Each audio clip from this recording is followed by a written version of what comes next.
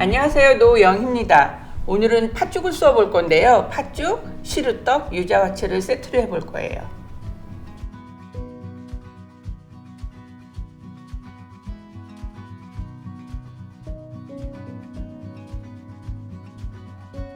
이제 팥죽에 들어갈 팥을 씻어서 삶을 거고요. 그 다음에 팥죽에 넣을 쌀도 씻어서 불릴 거예요. 이제 팥을 씻을 건데요. 팥은 빨갛고 윤기가 나면서 알 크기가 비슷한 것들이 좋은 거고요. 그다음에 벌레 먹은 거나 이런 거는 골라내시면 돼요. 그래서 물에다가 이제 씻을 거예요. 그래서 물을 이렇게 부었을 때 뜨는 게 많은 거는 좋지 않은 거거든요. 뜨는 것들은 벌레가 먹거나 그런 거기 때문에 뜨는 게 있으면 다 그냥 흘려보내시면 되고요. 팥은 그냥 2번, 3번 정도만 씻어주시면 돼요. 그 다음에 이제 쌀을 씻어서 불릴 거예요.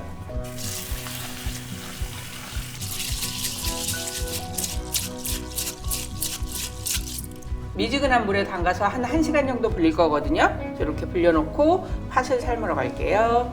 씻은 거를 물 잠길 정도로 붓고 한번 앱을 삶아낼 거예요.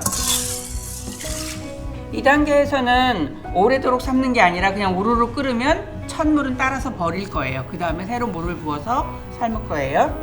이제 팥이 이렇게 팔팔 끓어요. 그러면 이제 이 물을 따라서 버릴 거고요. 새로 물을 부을 거예요.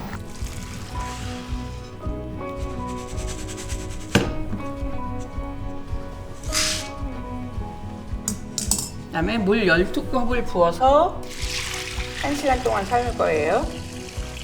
이제 이렇게 물이 팔팔 끓고 있는데요. 불 아주 조금 한 단계 정도만 줄여서 이제 한 1시간 정도 삶을 거예요. 그 다음에 이제 팥죽에 넣을 새알심을 만들어 볼게요. 이건 지금 찹쌀가루고요. 찹쌀가루는 빻을 때 소금이 들어있기 때문에 소금은 간 한번 확인하시고 필요에 따라서 조금 더 추가하시면 되고요. 그 다음에 익반죽을 할 거예요. 익반죽이라는 거는 쌀가루에다가 끓는 물을 부어서 반죽하는 거를 익반죽이라고 얘기해요. 그래서 끓는 물을 한꺼번에 다 레시피만큼 넣으시지 말고요.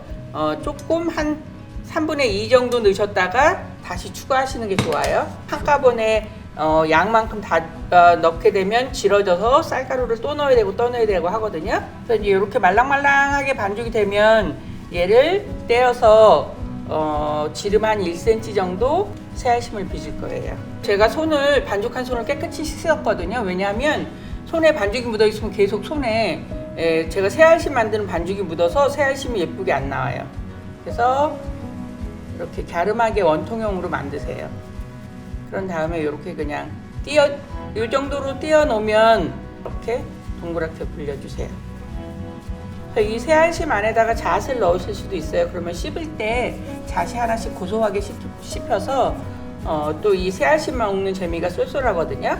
굳이 이 새알심은 젖은 면포 같은 거 안 씌워 놓으셔도 괜찮아요. 그래서 이제 새알심 다 준비됐어요. 이제 팥이 다 1시간 삶아져서 다 익었거든요.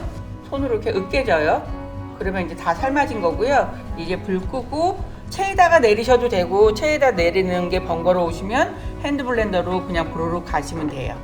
이제 팥을 갈 건데요. 블렌더를 수직으로 세우세요. 그런 다음에 가셔야지 얘를 이렇게 기울이거나 그러면 막 이게 뜨거운 물이 튀기 때문에 반드시 꼭 수직으로 하시거나 아니면 이게 조금 위험할 것 같다 싶으시면 체에다가 하세요. 이제 이렇게 해서 곱게 갈았고요. 이제 체에 내릴게요. 그래서 곱게 갈리긴 했지만 그래도 껍질 같은 게 있을 수 있으니까 체에다 한번 내리시면 좋고요. 이렇게 내려서 윗물을 먼저 따라서 죽을 쓰다가 밑에 앙금 가라앉은 거를 붓고서 죽을 끓일 거거든요. 그래서 전체 이렇게 해가지고 이 팥물의 양은 10컵이 되면 돼요. 그래서 이렇게 물에다가 담그시고 저어주시면 훨씬 더 빨리 내려가요. 이렇게 이제 찌꺼기 남은 거에다가 물을 부으세요. 한꺼번에 많이 붓지 마시고 부으시고 내리고 또 부으시면 돼요. 이제 여기에 남은 것들은 팥 껍데기라고 생각하시면 되거든요. 그래서 나는 저거 팥 껍데기까지 다 쓰고 싶어 그러면 그냥 뭐 이 상태에서 그냥 넣으셔도 되지만 팥 껍데기는 아무래도 팥살보다는 거실거실한 느낌이 있으니까 국물 완전히 짜시고 요건 없애셔도 돼요. 그래서 이렇게 이제 팥물을 다 내렸어요. 제가 여기 팥 간 거에다가 물을 합해서 10컵을 만들어 놨거든요. 국물만 10컵이 아니라 밑에 있는 팥 앙금까지 다 합해서 10컵을 만든 거예요. 지금 쌀 불려놓은 거 냄비에다 담으시고요. 이 물을 처음부터 다 쓸 건 아니고요. 먼저 위에 있는 윗물만 따라서 부어요. 밑에 이렇게 팥 앙금 가라앉은 거 보이시죠? 이거는 처음부터 넣게 되면 죽이 바닥이 타는 역할을 하기 때문에 죽을 쏜 다음에 마지막 단계에서 넣을 거예요. 이제 불을 켜고 주걱으로 저으면서 죽을 써요. 죽이라는 것은 이렇게 주걱으로 저어서 쌀과 쌀이 이렇게 부딪히면서 끈기가 나오거든요. 그래서 그냥 이렇게 방치해두면 죽이 되지 않고 뿌른 밥이 돼요. 그래서 꼭 주걱으로 저어 주셔야 돼요. 지금 이렇게 이제 죽을 오래도록 저으면서 써서 밥 알이 아주 퉁퉁해졌어요. 엄청 길어졌죠. 여기에다가 아까 윗물 따라 쓰고 남은 팥 물을 다시 다 넣을 거예요.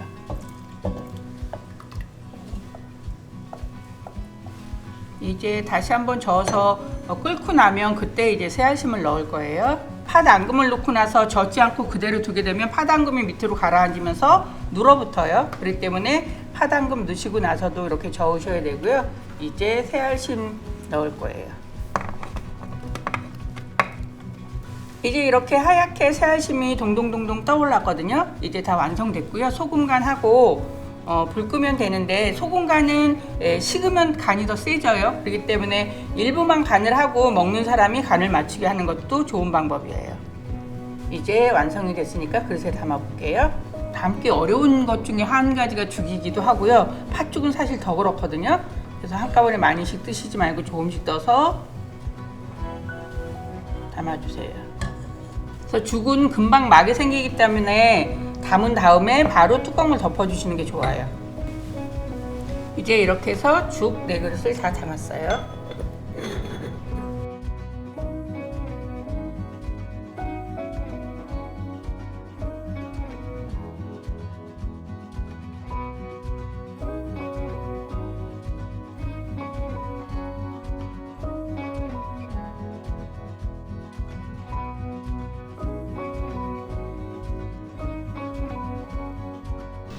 이제 시루떡을 해볼 건데요. 시루떡은 진짜 간단하거든요. 팥하고 쌀가루만 있으면 되는데 요거는 지금 맵쌀가루예요. 맵쌀가루에다가 요거는 찹쌀가루예요.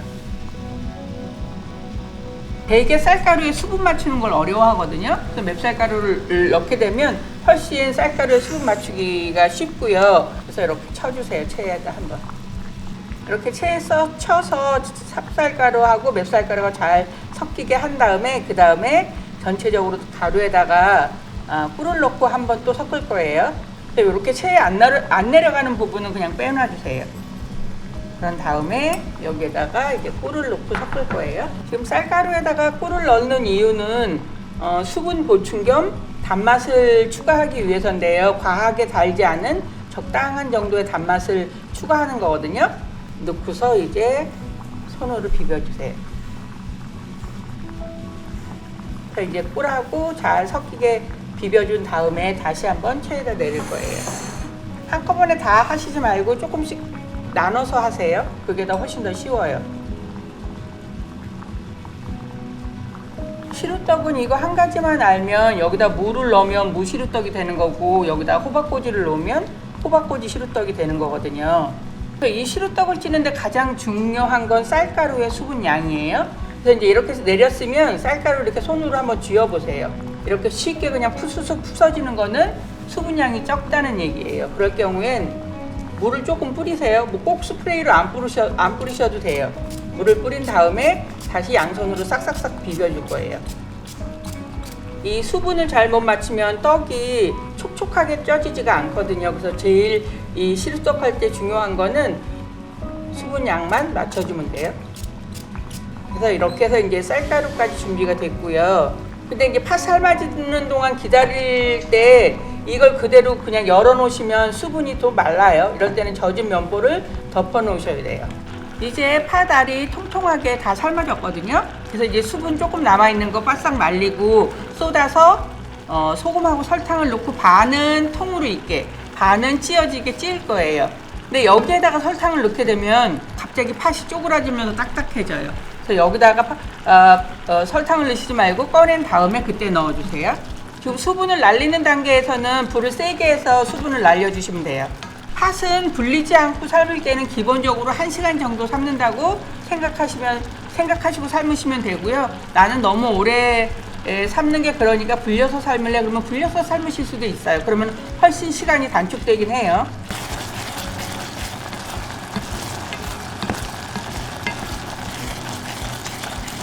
팥의 물은 다 없어졌어요. 없어졌지만 팥이 가지고 있던 수분을 좀 날려줘야 되기 때문에 약간 이제는 볶듯이 수분을 날려주시면 돼요. 그래서 이제 이렇게 수분이 하나도 없이 이렇게 됐어요. 그러면 이제는 넓은 접시나 바트에다가 쏟을 거예요. 이렇게 펴고 여기에다 소금간과 설탕은 3큰술이나 4큰술 넣으시면 되는데 조금 그래도 달콤한 게 좋아요 싶으시면 4큰술 넣으시고 그렇지 않으면 3큰술만 넣으셔도 돼요. 얘가 너무 질게 되면 밑에다 깔고 쌀가루를 깔았을 때 수증기가 거길 뚫고 올라오지 못해서 떡이 안 익거든요. 그럴 때는 얘를 조금 더 보송보송하게 다시 프라이팬이나 냄비에다 넣고 볶으시면 되고요. 그래서 여기에서 조금 더 통팥과 으깨진 팥이 반반 정도씩 있게 조금 절구로 으깨줄 거예요. 다 으깨지진 않아도 되고요. 한 반 정도 되게 통팥과 으깨진 팥이 반반 정도 되게 하면 좋고요. 팥을 이렇게 쉽게 해두고 저는 이 찜통에다 칠 건데요. 옛날처럼 뭐 시루에다가 찌셔도 되고 이렇게 찜통을 물에다가 한번 적셔서 쓰셔야 쌀가루에 있는 수분을 찜통이 뺏어가지 않아요. 이렇게 한 다음에 이제 여기에다가 케이크 할 때 쓰는 종이 같은 거를 깔고 가장자리에도 둘러주세요.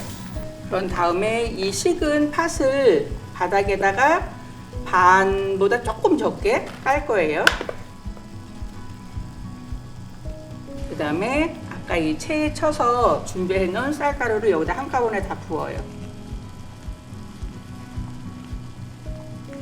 그리고 절대로 누르면 안 되고 그냥 살살살살 쌀가루를 평평하게 해주시면 돼요. 그런 다음에 이제 남은 팥을 위에다가 덮어주시면 찌시기만 하면 돼요.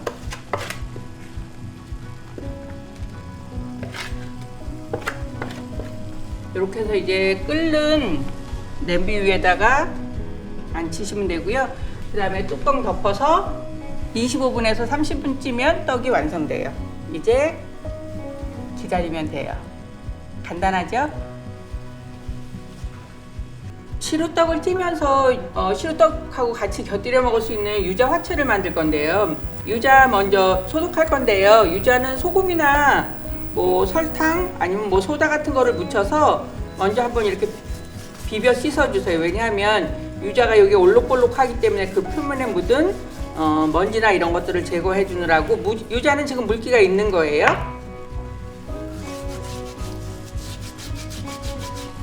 물에 한번 씻어서 끓는 물에 데치세요. 유자 화채에 부어 먹을 시럽을 만들 건데요. 물에다가 설탕을 넣고 끓이세요. 근데 설탕만 넣을 게 아니라 꿀도 좀 넣을 거예요. 설탕만 넣게 되면 약간 산뜻한 단맛이고 꿀을 넣게 되면 약간 차분한 단맛이 되거든요. 그래서 저는 먼저 설탕을 끓여서 녹인 다음에 맨 나중에 꿀을 좀 넣을 거고요. 그 사이에 유자를 손질할게요. 유자 화채를 만들기 위해서는 유자하고 배하고 구명처럼 얹을 석류가 필요한데요. 유자는 소독해 놓은 거고요. 먼저 길이로 10십자로 잘라주세요. 그리고 씨하고 속하고 이렇게 분리할 거예요.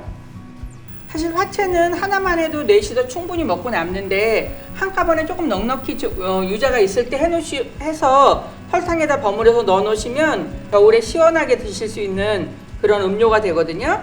이 하얀 스폰지 같은 부분은 한번 포를 떠내서요. 이 부분이 약간 쌉싸름하거든요. 그래서 이 부분은 안 쓸 거예요. 흰 부분은 최대한 많이 포 떠서 내시는 게 좋아요. 그러면 이제 노란 것 노란 것대로 하얀 건 하얀 것대로 차를 썰게요. 이제 시럽이 끓으니까 불 끄시고요. 다음에 꿀을 넣어주세요. 그래서 이제 시럽이 완성됐고 차게 식히시면 돼요. 이렇게 이제 유자 노란색하고 그 안쪽에 있는 흰색하고 포 떠서 채 썰었고요. 거기에다가 설탕을 조금 뿌려 놓으세요.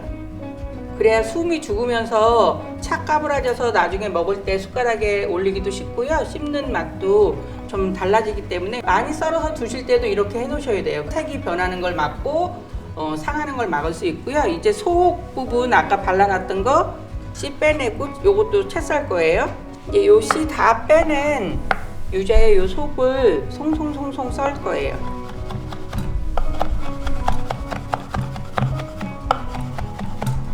이 속 부분은 엄청 쉬어요. 그렇기 때문에 이것도 마찬가지로 설탕을 넣어서 버무려 놓을 거예요.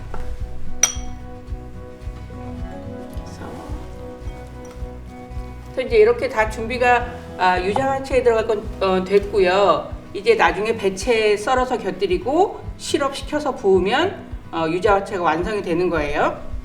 이제 시루떡이 다 쪄졌고요. 익었는지 한번 확인해 볼게요. 꼬치로 이렇게 찔러봐서 아무것도 안 묻어 나오면 다 익은 거예요. 그래서 이제 다 익었고요. 이제 꺼내 볼게요. 꺼낼 때는 접시를 이렇게 마주 덮고 얘를 이렇게 들어서 휙 엎을 거예요. 그런 다음에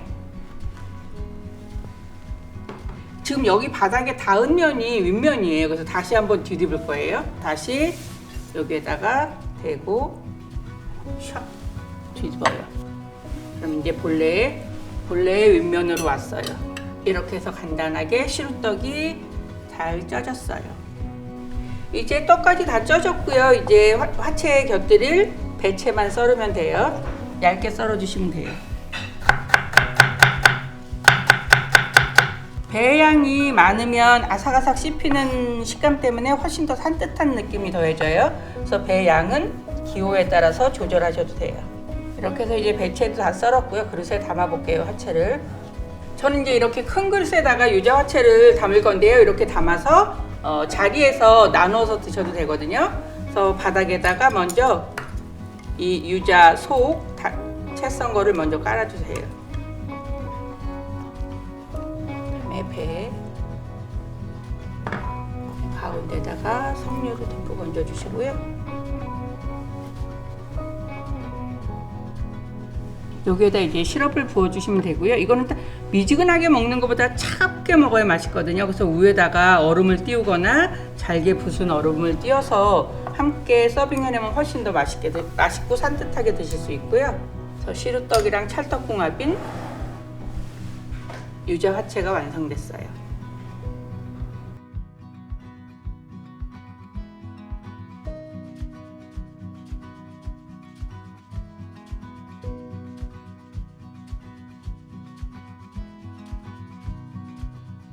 오늘은 팥죽하고 팥시루떡하고 온통 팥의 향연인데요. 그 동지예요. 그래서 옛날에 동지에는 팥죽을 쑤어 먹거나 아니면 팥시루떡을 해 먹거나 둘 중에 한 가지를 해 먹었었거든요. 오늘은 팥죽과 시루떡을 동시에 했어요. 그리고 유자 화채까지. 올해도 잘 마무리하기 위해서 건배. 감사합니다. 저 팥죽하고 동치미하고도 아주 궁합이 잘 맞거든요. 팥죽하고 동치미는 또 처음 먹어보는데 되게 말씀해주신 대로 팥죽은 되게 따뜻하고 담백한 맛이 나는데 동치미는 또 시원하고 또 깔끔한 맛이 나잖아요. 그래서 팥죽을 먹을 때 입안이 조금 텁텁한 느낌이 있는데 동치미를 먹으니까 그게 싹 사라지는 그런 역할을 하는 거예요. 너무 잘 맞는 것 같아요. 여기 앉은 자리에서 시루떡까지 다 먹지요. 이 시루떡하고 동치미도 사실 어울리긴 해요. 근데 요즘 이제 유자철이기 때문에 유자 화채에서 같이 먹으면 진짜 사실 맵쌀떡이 약간 뻑뻑하기 때문에 이런 음료랑 같이 먹으면 훨씬 더 먹기 좋고 맛도 잘 어우러지고요. 확실히 되게 촉촉하게 수분기가 많아서 되게 떡이 되게 부드러운 것 같아요. 그리고 반죽하면서 꿀이 들어갔잖아요. 거기서 오는 그 은은한 맛이 이게 더 맛있게 느껴질 것 같아요. 지금 유자 차갑게 해서 마시는 건 처음인데 또 되게 색다른 맛이 있는 것 같아요. 아 그래요? 근데 혹시 이거는 저한테 줘보세요. 옛날에는 이런 동지 때 버섯, 손버섯을 선물을 했었어요. 근데 지금 뭐 우리가 손버섯을 신는 시대는 아니고, 그래서 제가 가지고 있는 양말 중에 신지 않은 새 양말들이거든요. 그래서 하나씩 선물로 주려고 가지고 왔어요. 따뜻하게 겨울을 나시기 바랍니다. 늘 선물을 주고받을 때 받는 선물보다 생각지 않은 이럴 때 받는 선물이 저는 사실 더 기억에 남더라고요. 오늘도 잘 먹었습니다. 잘 먹었습니다. 네.